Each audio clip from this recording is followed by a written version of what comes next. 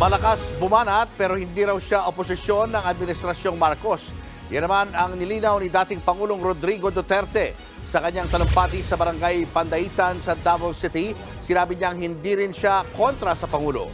Pinaliwanag din niya kung bakit hindi niya sinuportahan si Marcos nung panahon ng kampanya kahit pa running mate ni PBBM ang anak ni Digong na si Vice President Sara Duterte. Ako dili ko oposisyon. Dili ko kontra ni Marcos. Dili ko kontra ni Marcos. Pero wala ko masuporta niya kay agi kong presidente, daghang kong na amigong mga kandidatong presidente. So, para walay mga kuubos, dili ko gusto niya.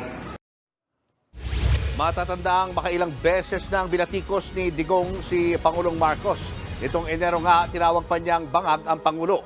Nitong nakaraang linggo naman, sinita rin ni Duterte ang kilos ni Marcos na nagpalala ng tensyon ng Pilipinas at China.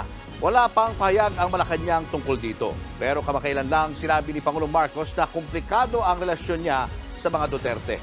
Mga kapatid, Julius Babaw po. Iba na ang may alam at may pakialam sa panahon ngayon. Para sa frontline ng mga balita, mag-follow at mag-subscribe sa social media pages ng News 5.